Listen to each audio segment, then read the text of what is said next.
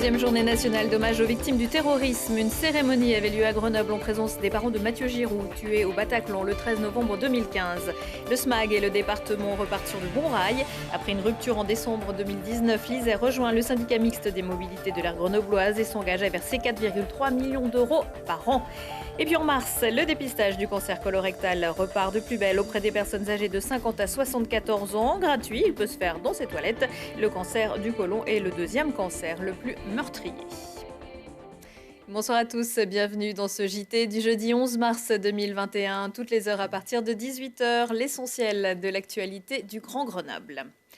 Une journée nationale en hommage aux victimes des attentats. C'est la date anniversaire de l'attentat de Madrid, le plus meurtrier en Europe, où en 2004, 191 personnes avaient perdu la vie.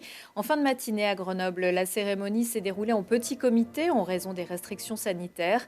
Un rendez-vous auquel assiste depuis la première fois en 2020 François Giroux et son épouse, originaire de Jarry. Le 13 novembre 2013, leur fils Mathieu était tué par des fanatiques religieux au Bataclan. Cet ancien journaliste isérois était venu représenter la trentaine de familles iséroises endeuillées par le terrorisme. Les associations 13, 11, 15 et Life for Paris, créées après les attentats de Paris de novembre 2015. Tenons à être ici parce que il faut pas oublier toutes ces victimes du terrorisme, malgré toutes les difficultés, tous les autres problèmes de la société aujourd'hui. C'est une douleur immense. Il y a eu 265 victimes des attentats depuis janvier 1975, 265 victimes directes, mais aussi de nombreux blessés, vous le savez, de nombreux dégâts psychologiques, de nombreux dégâts dans les familles aussi, ça déstructure des familles. Voilà. Et donc c'est très important que cette journée ait lieu. Il faut rappeler, comme l'a dit la personne tout à l'heure, que ce sont des victimes des victimes civiles de guerre en quelque sorte. Voilà, donc c'est très très très important pour nous. Et cela ne supprime pas la douleur personnelle. Les termes, vous savez, faire son deuil, résilience, voilà. Quand on a perdu un fils de 38 ans, massacré comme il l'a été, qui laisse 2 petits-enfants, dont sa petite fille qui n'aura jamais connu son père, c'est des choses que personne ne peut oublier, voilà. La menace terroriste demeure élevée dans l'Hexagone. 33 attentats auraient été déjoués en France depuis 2017. Ils ne sont plus fâchés. 15 mois après avoir tourné le dos au SMTC, qui allait devenir le SMAG, le syndicat mixte des mobilités de l'aire grenobloise, le département de l'Isère vient d'y faire son retour. La décision a été actée ce jeudi matin au comité syndical. Rien à voir, bien sûr, avec le fait que Sylvain Laval ait remplacé Yann Mongaburu au poste de président du SMAG. Ce retour, c'est en tout cas une bonne nouvelle pour les mobilités sur le territoire, même si la contribution annuelle du département passe de 11 à 4,3 millions d'euros. Laurie Baillet. Depuis sa sortie en janvier 2020, le département de l'Isère est désormais de retour au sein du SMAG pour exercer une compétence autour des mobilités partagées. Une nouvelle dynamique entre 2 entités, de nouvelles perspectives, basées sur un dialogue rénové entre un membre historique et un comité syndical renouvelé. Et puis il y a la loi LOM promulguée fin 2019 et qui permet à un département de participer, s'il le souhaite, à l'autorité organisatrice de transport. Cette possibilité se fait dans un cadre volontariste, ce n'est pas une compétence obligatoire du département, nous le faisons parce que nous le voulons bien.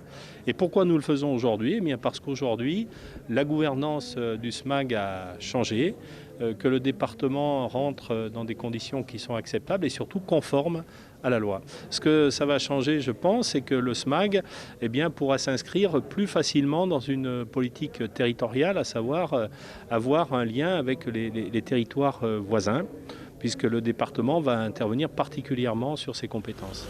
L'implication du département au cœur du syndicat concerne donc les infrastructures cyclables, les mobilités partagées et les intermodalités. Quand vous travaillez entre les différentes intercommunalités pour conduire des projets de lignes de covoiturage, de pôles d'échange multimodaux, de parking relais, bien évidemment, le département a un rôle à jouer, à la fois par les compétences qu'il a, par le soutien financier qu'il apporte et par aussi sa dimension territoriale. Et donc, il va rester en soutien, c'est une dynamique forte et il va aussi apporter bien évidemment des financements sur ces projets, ce qui est très important. Particulièrement, je pense à un exemple sur la ville de Vorep qui souhaite mettre une voie dédiée au bus sur une départementale pour relier le terminal du tram. L'investissement, il est 2,5 millions d'euros, mais le département, il prendra toute sa part. Le département de l'Isère prévoit une contribution de 4 millions d'euros par an, le remboursement de la dette annuelle de l'ex-SMTC de 15 millions d'euros et le financement d'une partie des prochains projets à hauteur de 50 millions d'euros. Et le collectif pour la gratuité des transports publics de l'agglomération grenobloise, qui dénonce les nouvelles orientations du SMAG, prévoit de manifester vendredi, un peu après midi, devant le siège de la métropole où se tiendra le conseil métropolitain. On n'a pas fini d'entendre parler de Sciences Po Grenoble dans un entretien à l'AFP. La directrice de l'établissement critique les propos tenus par l'un des 2 professeurs accusés d'islamophobie et dont le nom a été placardé sur le mur de Sciences Po. Pour Sabine Sorreger, je cite, « Si la liberté de la parole et de la parole académique sont les garanties du bon fonctionnement de l'IEP, elle s'accompagne d'un droit de réserve. » Des paroles qui visent l'un des enseignants que l'on a beaucoup vu et entendu dans les médias ces derniers jours. Elle estime aussi que le ton employé est, je cite toujours, extrêmement problématique. Le syndicat étudiant uni, plutôt de droite, demande de son côté la démission de la directrice de Sciences Po.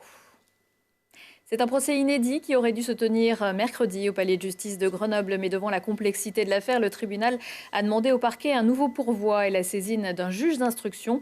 La caisse primaire d'assurance maladie de l'Isère a signé un médecin qui aurait fourni des fausses ordonnances et 2 membres d'associations de défense de sans-papiers pour escroquerie. Ils sont soupçonnés d'avoir pris part de 2014 à 2019 à une fraude à l'AME, l'aide médicale d'État, qui permet aux étrangers en situation irrégulière de bénéficier d'un accès aux soins. Problème, sur les 197 dossiers suspects de ressortissants algériens, beaucoup concerneraient des personnes entrées légalement en France ou qui sont reparties dans leur pays d'origine après s'être fait soigner en France. Le préjudice total s'élèverait à 2,5 millions d'euros. Debout, ce n'est pas une injonction, mais plutôt le souhait des festivaliers de Musilac, festival estival, dont on ignore encore s'il aura bien lieu en juillet prochain, sur les bords du lac d'Aix-les-Bains. L'organisateur grenoblois de l'événement RPO a sondé 1500 festivaliers ayant déjà acheté leur passe. 82% d'entre eux sont prêts à présenter un test PCR négatif, 63% viendraient au festival, même si le port du masque était obligatoire. Ils sont en revanche 94% à refuser d'assister au festival assis, sans bar ni restauration. Il y a 3 semaines, la ministre de la Culture, Roselyne Bachelot, annonçait que les festivals d'été devraient accueillir 5000 personnes maximum par jour, assises, dans le respect des distances et sans boire ni manger. L'édition 2019 de Musilac avait réuni près de 90 000 festivaliers sur 4 jours. C'est parti pour l'Éditathon Femmes et Sciences 2021 en Isère. Ce marathon d'édition pour mettre à l'honneur les femmes scientifiques sur Wikipédia est coordonné par la Casemate. Pour les novices, une initiation était même prévue ce matin. Cette année, ce sont les représentantes des sciences de la Terre et de l'intelligence artificielle qui seront avant tout mises à l'honneur. Vous pouvez même faire des équipes et vous lancer dans la compète. Vous avez jusqu'au 14 mars pour apporter vos clics et contributions à l'encyclopédie communautaire en ligne. En 2016, Wikipédia comptait 450 000 biographies consacrées aux hommes contre 75 000 pour les femmes. Le ratio est encore plus bas dans le domaine des sciences. Pour plus d'infos, direction évidemment la page Wikipédia de l'événement. Tous en colo, ce n'est pas un appel à renouer avec les colonies de vacances, mais un appel au dépistage du cancer colorectal. C'est l'opération Mars Bleu qui se double même cette année d'un challenge. Jocelyne Chevalier, bonsoir. Bonsoir Marie-Caroline. Vous êtes responsable de la communication du Centre de dépistage des cancers en Auvergne-Rhône-Alpes. Le cancer colorectal, c'est le 2e cancer le plus meurtrier en France, c'est bien ça? Oui, c'est le 4e le plus fréquent, hommes et femmes confondus, et on ne le sait pas. C'est le 2e le plus meurtrier, avec 17 000 décès par an. Donc c'est beaucoup moins que celui du sein, mais c'est beaucoup trop important et ça concerne toute la population. Ça concerne qui, justement ? Le cancer peut menacer tout le monde, mais il existe un dépistage en fait qui concerne à la fois les hommes et les femmes et qui est à un âge plutôt avancé. C'est à partir de 50 ans qu'est conseillé de faire ce dépistage parce que avoir une bonne hygiène de vie, une alimentation, ça réduit énormément le risque. Bouger aussi, mais ça suffit pas. Le dépistage, c'est vraiment le moyen de déceler avant qu'il y ait un cancer d'éventuels polypes qui pourraient se transformer en cancer et éviter la pathologie. On ne le sait pas assez. Et le dépistage, si on découvre des polypes, après on peut être soigné très rapidement et c'est ça, des cas plus graves.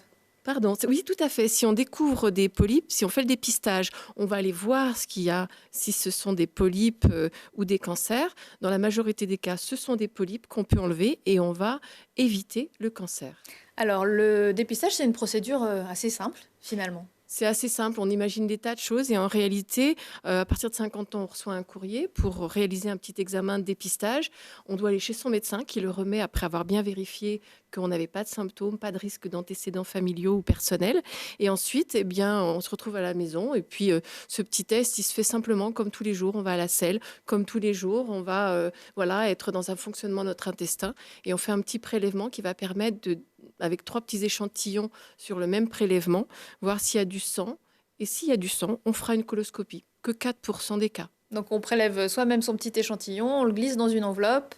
Voilà, c'est ça. Il y a un papier à coller sur la lunette des WC. Une fois que c'est prélevé, on met le petit tube dans une petite boîte capitonnée. On le met à la poste. C'est déjà prépayé. Et puis, on a le résultat tout de suite derrière. Donc, ça fait pas mal en plus. Ah non, ça fait pas mal en quelques secondes. Non, il n'y a que les 4% qui doivent faire une coloscopie où souvent on imagine que ça fait mal. Or, ce qui est désagréable, c'est la préparation où on doit boire pour avoir un intestin tout propre. Mais ça fait pas mal du tout. Est-ce que l'on entend parfois, notamment auprès de la Ligue contre le cancer, que la pandémie de Covid a fortement ralenti le dépistage du cancer? Est-ce que vous avez constaté le même constat? Disons qu'effectivement, toutes les attentions étaient autour de ce virus, donc ce n'était pas en faveur de la prévention par dépistage. Évidemment, on s'est rendu compte qu'il y avait un ralentissement, puisque même les professionnels ne pouvaient pas réaliser leur acte. Les gastro-entérologues ont aussi un petit peu dû avoir un planning décalé pour faire les coloscopies, mais c'est en train de reprendre. Et au niveau du Centre régional des dépistages des cancers, on n'a pas fermé, on a continué notre activité en collaboration avec les professionnels de santé. Donc finalement, ce qu'on craignait être désastreux, ça va être jugulé et pas si... Voilà. Mais bon, c'est insuffisant, hein, malgré tout, il ne faut pas s'arrêter là. Il faut le faire, ce dépistage. Alors, pour parler encore mieux de Mars Bleu cette année, vous avez lancé une nouvelle idée, un challenge Mars Bleu. En quoi ça consiste? En fait, on s'est dit qu'on risquait au mois de mars peut-être d'être confinés, qu'on a tous besoin de bouger, de se défouler, qu'un des moyens de réduction du risque très significatif, c'est le fait d'avoir une activité physique. Et on a proposé d'avoir un challenge Mars Bleu connecté via une application pour que tout le monde, qu'on soit à l'âge du dépistage ou à tout âge, parce qu'on est concerné aussi par l'hygiène de vie, on puisse participer, bouger et être relié par le biais de cette application. Donc, c'est plutôt fun. Il va y avoir des animations pendant tout le temps. Mais la petite démarche à faire, puisque le challenge il commence le 15 mars, c'est-à-dire lundi, pour 21 jours, c'est de télécharger l'application sur Mars Bleu Aura, AURA. Voilà, on va voir l'adresse qui va s'afficher. Voilà. Et une fois qu'on télécharge ça, on est déjà à 1540, j'ai regardé tout à l'heure. Et qu'est-ce qu'il faut faire? Ce qu'il faut faire, c'est il faut marcher en ayant le téléphone sur soi. Il faut bouger, il faut dans sa cuisine mettre la musique et danser. C'est le nombre de pas accumulés qui va faire bouger et qui va permettre d'illustrer à quel point la région Auvergne-Rhône-Alpes est mobilisée par rapport à cette cause, ce qui est déjà le cas. Mais là, on va le montrer en faisant bleuir la carte de la région. Alors, l'activité physique, c'est important. L'alimentation également. On entend dire que les charcuteries seraient l'une des causes de l'aggravation du cancer colorectal. C'est à cause des fameux sels nitrités? Disons que c'est surtout, pas que les charcuteries, hein, c'est aussi la viande rouge, c'est le manque de fibres qui peut être à l'origine d'une augmentation du risque, en fait, comme le fait de bouger. Donc, c'est vrai que l'alimentation, c'est le premier critère de réduction du risque de cancer colorectal. Je vous remercie, Jocelyne Chevalier. Je rappelle que vous êtes responsable de communication au Centre de dépistage des cancers en Auvergne-Rhône-Alpes. Et puis, n'oubliez pas de télécharger donc l'application pour participer au challenge Mars Bleu. Prochain rendez-vous avec l'actu dans 1 heure et en replay sur télégrenoble.net. Excellente soirée à tous.